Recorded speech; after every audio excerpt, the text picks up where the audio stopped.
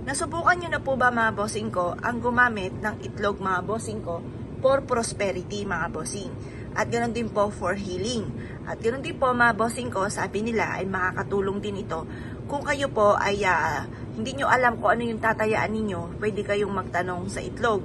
Ito pa mga bossing ko, nasubukan ko na. Kaya lang po, nakalimang numero lamang po ako.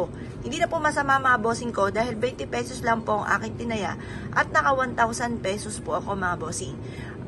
Tapos, ganun din po kapag po ikay nakalima naman ay 20,000 pesos depende sa bola.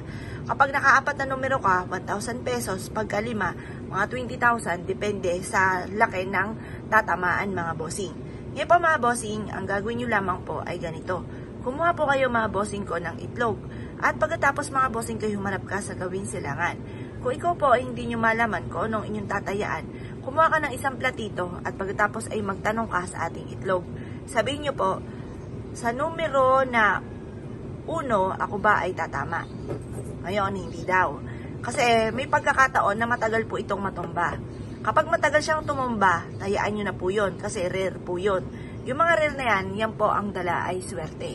Ngayon po mga bossing, bukod po dyan mga bossing ko, pwede nyo rin tong mula ulo hanggang paa or mula paa hanggang ulo ay ipaikot-ikot nyo po ito pong ating itlog at sabihin nyo po na higupin ng itlog ang lahat ng mga kamalasan ninyo or ng inyong karamdaman.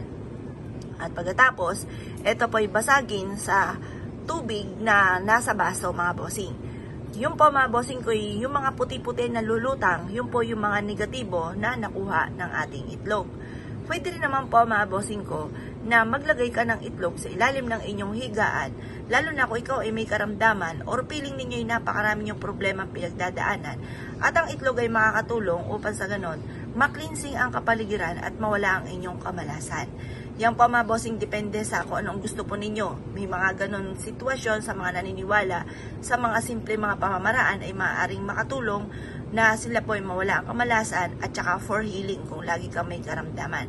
Ganun din po mga bossing ko, sinasabi po nila na maglagay ka ng isang itlog mga bossing ko sa likod ng pintuan ng inyo pong main door at ito po ay magtatawag na swerte. Ngayon po, kung kayo naniniwala at nais po itong gawin, mag-wish ka muna bago nyo po ilagay sa ating mga nabanggit.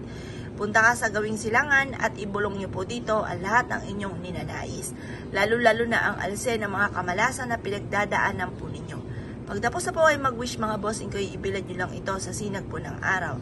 At pagkatapos mga bossing ko hanggang alas 8 lamang. At pagkatapos, ito po ay ilagay nyo na sa mga lugar na aking nabanggit or magtanong ka sa itlog kung ano ang inyong tatayaan.